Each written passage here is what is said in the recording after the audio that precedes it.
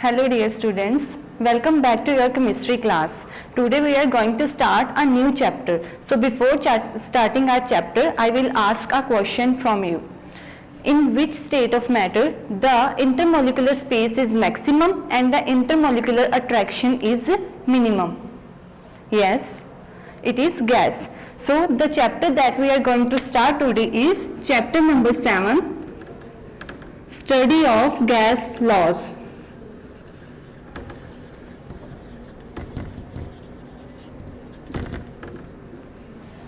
All gases show similar behavior, and it is because under similar condition of temperature and pressure, all gases irrespective of their chemical nature, color and odor, they show similar kind of behavior. So now we shall discuss about some properties of gases.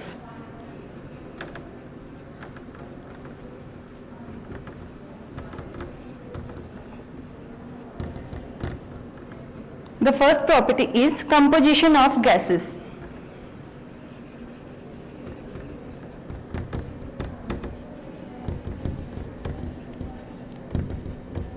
Gases are made up of very tiny molecules that are in continuous random motion, and they have the negligible mass or negligible size as compared to their volume, because space they occupied is very large but the size of the particle is very small. Next point is gases have neither fixed volume nor fixed mass. Gases have neither fixed volume nor fixed mass or fixed shape. Gases have neither fixed volume nor have fixed shape. Why? Because they take the shape of any vessel in which they are contained in. If this is the shape of the vessel, then gases will adjust according to its shape and its volume. If this is the shape of the vessel, again the same gas would occupy the same volume that is in this vessel. Next point is gases exert pressure in all directions.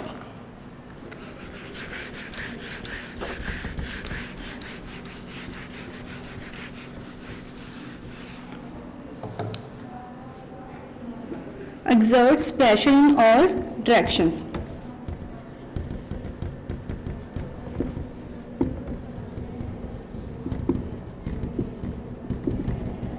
As gases are always in continuous random motion, so they collide with one another as well as with the walls of the container they are contained in. Because gases are in continuous random motion, so they keep on colliding with one another as well as with the walls of the container, and due to this they exert pressure.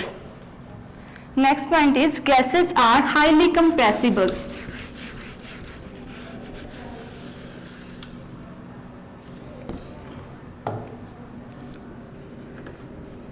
Gases are highly compressible. Why gases are highly compressible? Because there is so much intermolecular space present in between the particles of gas. So we can compress the gas by applying pressure. When we apply pressure, the molecules of the gas come closer to one another. The same number of particles are here, but they are now much closer than before. So that is why gases are compressible. When we apply the pressure, the volume of the gas decreases. Next point is gases are expandable.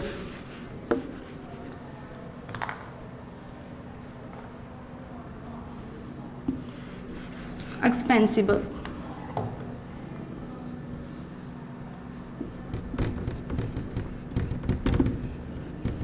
In the similar manner as gases are compressible, gases are expandable or expansible, because when the pressure is removed, the same number of particles would now occupy more amount of volume. That is why gases are highly expansible. Next point is gases have a low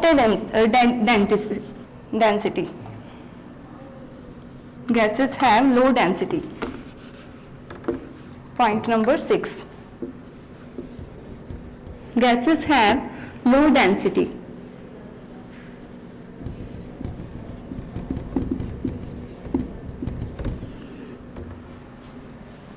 As gases are highly compressible and there is very large amount of space present in between the particles. So we can say that gases have low density because the particles are very apart from one another. So that is why the density of gases is low. Next point is gases have the tendency to mix with one another. Gases can mix with one another.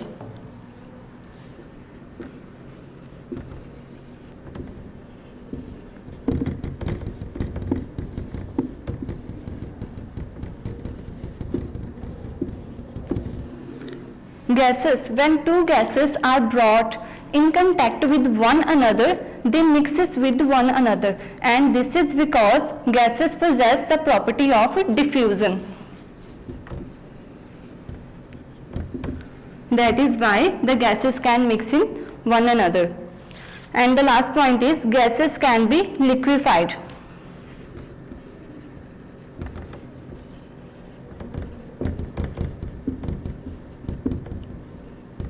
How gases can be liquefied?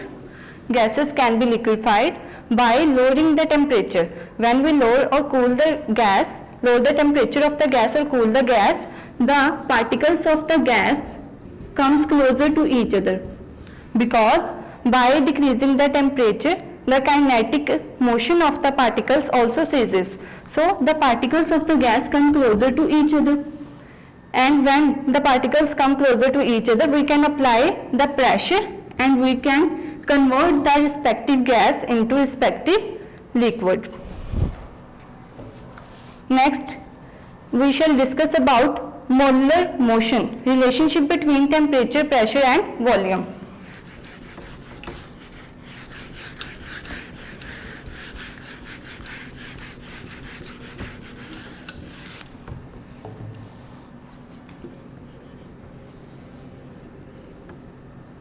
Molecular motion.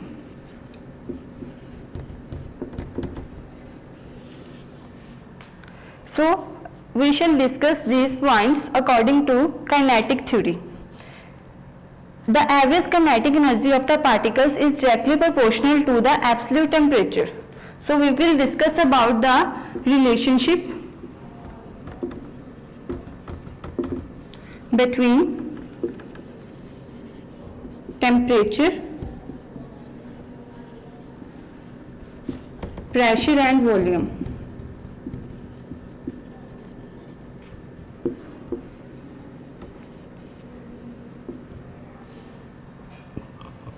When we increase the temperature, the kinetic energy of the molecules of the gas also increases and they are now moves faster. So if they move faster, then they will exert more pressure, and if it is the movable wall of the container, then as the temperature increases,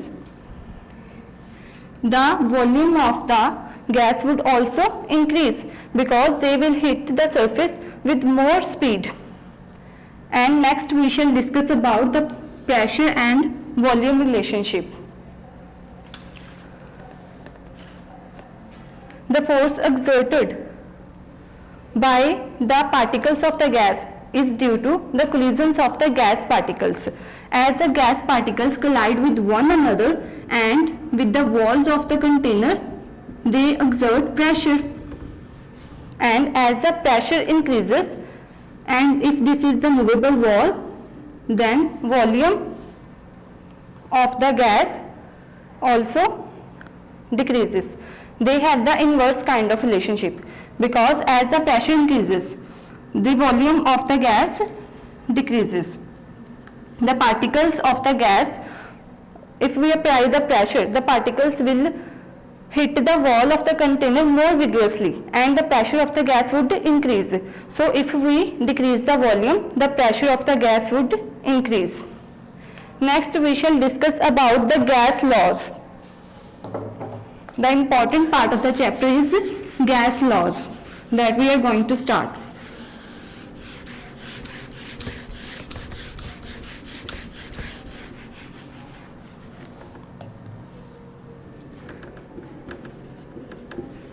The gas laws. There are three standard variables for gas laws. What is gas laws? The behavior of a gas under known conditions of pressure, volume and temperature is described as gas laws. Described by some laws that are called gas laws. And these three variables are volume, pressure and temperature. So, before discussing the gas laws, we shall discuss about the units of volume, pressure and temperature one by one. First, we shall discuss about the units of volume.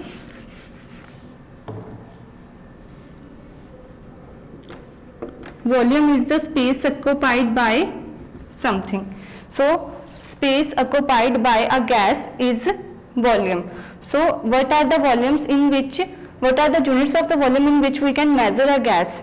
These are 1 meter cube. 1 meter cube is equals to 1000 decimeter cube. You know 1 meter is equal to 10 decimeter. So 1 meter cube would be equal to 10 decimeter cube. So we can write 1 power 3 is 1 meter cube equals to 10 power 3 is 1000 decimeter cube. So we can write 1 meter cube is equal to 1000 decimeter cube. And decimeter cube we can further write it's equal to liters. 1000 liters. And 1 liter contains 1000 ml. Again, ml means centimeter cube. So we can write 1000 centimeter cube. You can use these conversions to solve the numericals. Next, we shall discuss about the units of pressure. What is pressure? Force per unit area is pressure.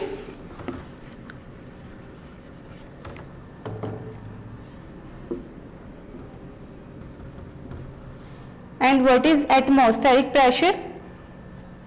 The pressure exerted by the air on the surface of the earth is known as atmospheric pressure. And standard pressure is taken as 1 atm, that is 1 atmosphere. And 1 atmosphere can be defined as pressure exerted by 76 centimeter of mercury at temperature 0 degree Celsius and at gravity 9.8 meter second square inverse. So this is the definition of standard pressure. Now it has some other units like Pascal. 1 Pascal. Pascal is the pressure's unit. We can write it as 1P. It is equal to force per unit area. We can write force as Newton and area as meter square. So 1 Pascal means Newton meter square inverse. There are some other units of pressure that we can use while solving the numericals. 1 atm, that is 1 atmosphere. We can write 1 atmosphere equals to 76 centimeter of mercury. or 760 mm of mercury or equals to 1 torr. Torr is derived from the name Torricelli. Next, we shall discuss about the units of temperature. What is temperature? Temperature is the degree of hotness of an object.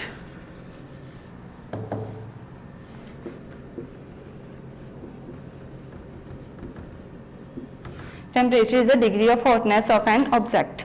So, we can measure the temperature in Celsius as well as Kelvin. 0 degree Celsius means 273 Kelvin. You can see this is the thermometer of Celsius and this is Kelvin thermometer. So, there is lower fixed point, that is 0 degree Celsius for the Celsius scale and 273 Kelvin for the Kelvin scale. So, this is the starting point and there are 100 divisions. So, the upper fixed point for Celsius scale is 100 degrees Celsius and Kelvin scale's upper fixed point is 373 Kelvin and the freezing point, that is ice point, is 0 degrees Celsius and boiling point of water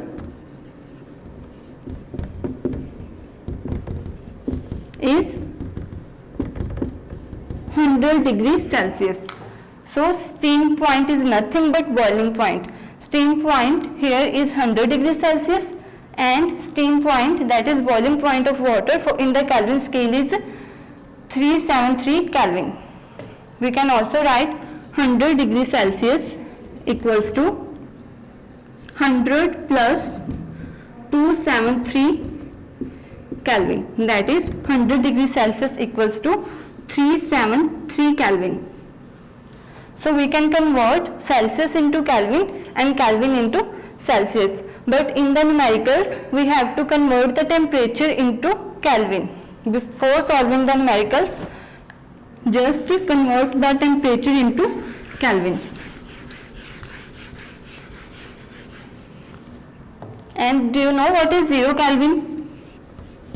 0 Kelvin means minus 273 degrees Celsius.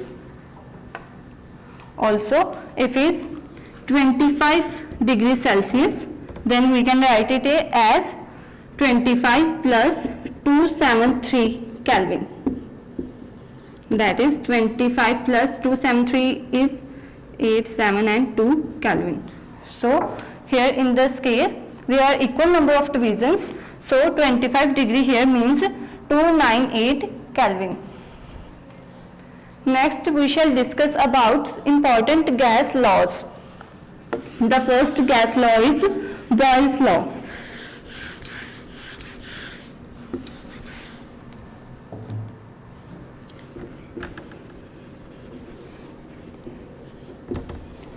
Boyle's law.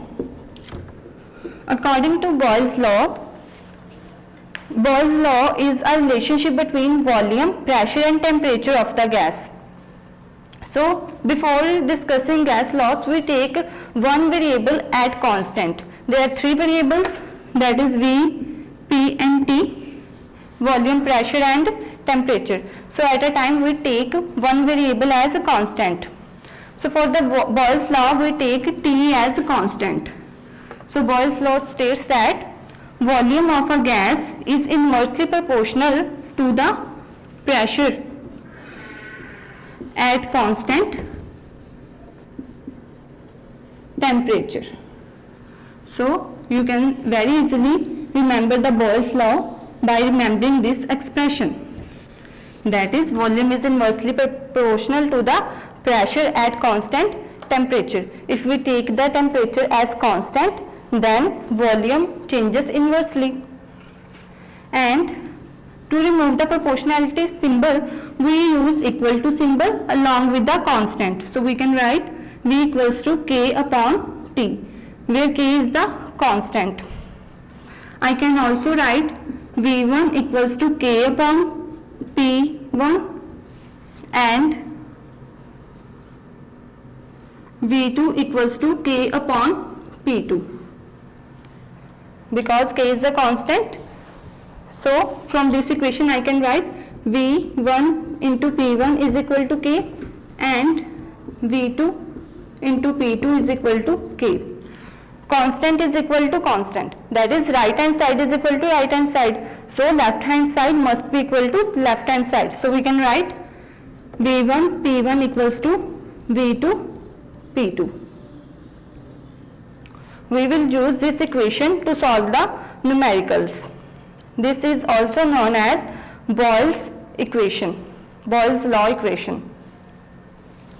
So now we shall discuss about the graphical verifications of Boyle's law.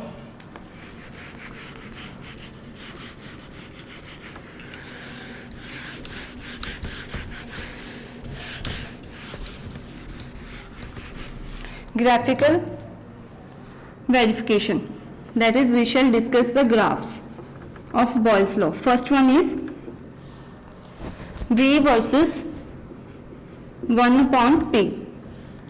So we can draw the graph of V versus 1 upon P.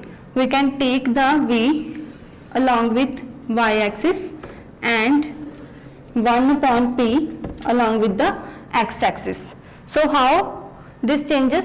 You know the expression V is proportional to 1 upon P. So it is directly proportional as we are discussing for 1 upon P. So as the value of 1 upon P increases, the value of V also increases. So the graph must be a straight line. So for V versus 1 upon P, we get a straight line graph. Next one is V versus P. Now again we can take V along with the y-axis and P along with the x-axis. Now you know it is inversely proportional. V is inversely proportional to P. If I say V is directly proportional to 1 by P, I can also say V is inversely proportional to V. V is inversely proportional to P. That is when pressure increases, the volume of the gas decreases and vice versa. So here is V and here is P. Then for this it is the hyperbolic graph.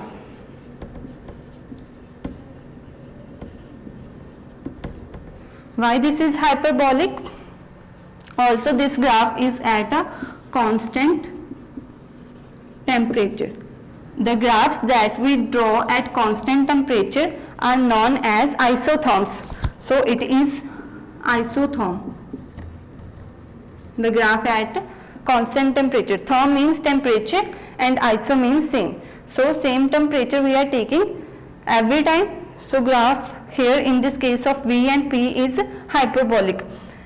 As the pressure increases, the volume decreases.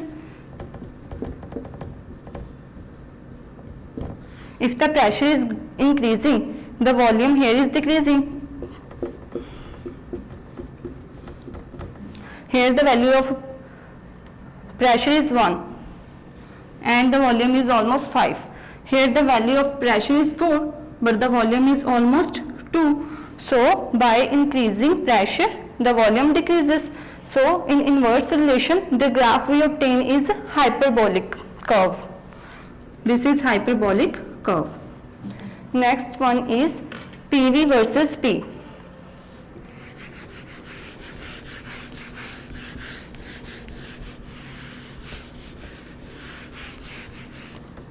The graph between PV versus P. Again we can take P on the x-axis and PV along with the y-axis. Now you know V is directly proportional to 1 by P, and when we remove the proportionality symbol there is constant P, K and upon P. So constant is equal to PV into PV equals to K, that is constant. So the value of PV is also going to be constant. If here is 1 and 2, 3, 4, 5. So no matter what value I take of P, the PV is also going to be constant, always going to be constant. So we get here a straight line graph parallel to the x-axis, because the value of PV is also always constant. Here it is constant no matter what is the value of P. If it is 1, again its value is going to be 3. If it is 2, again its value is going to be 3. So it is a constant. Its value is never going to be changed because it is constant. PV is equal to constant. Next we shall discuss Boyle's law in terms of kinetic theory.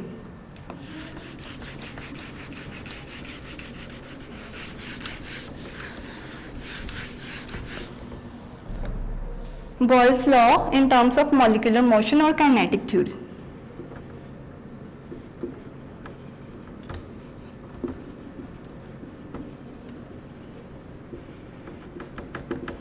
So according to kinetic theory, when the kinetic average energy of the particles is constant, if the volume of the mass of the gas is reduced to half,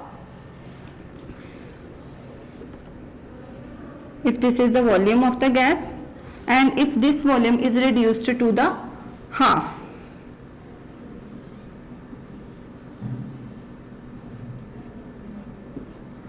always remember Boyle's law is PV relationship. So if the volume is reduced to half, the same number of particles of the gas would now strike with the walls of the container more vigorously. So if the volume is reduced to the half, the pressure, if the pressure here is P, then pressure here would be 2P. That is, pressure gets double because volume of the gas is reduced. So the particles of the gas would just strike more vigorously with the walls of the vessel. And in other words, we can say if the volume of the gas is doubled, then the pressure is reduced to half. So it verifies Boyle's law, that is, pressure is inversely proportional to the volume of the gas. Next, we shall discuss about the significance of Boyle's law. Significance means real life importance of the Boyle's law.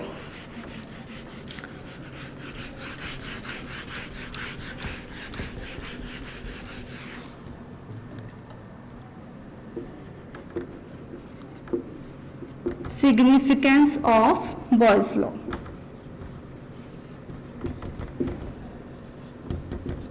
Real life importance, where it is used in real life. Do you know mountaineers carry oxygen cylinders along with them? This is because as we go up, the pressure decreases, and as the pressure decreases, the air available there is less denser. Suppose on the earth, the air available is more denser, but as we go higher, the air available there is less denser. So as the density of the air decreases, so there is less oxygen available there for breathing. That is why the mountaineers carry oxygen cylinders with themselves. Next we shall discuss about another important law of gases, that is Charles' law.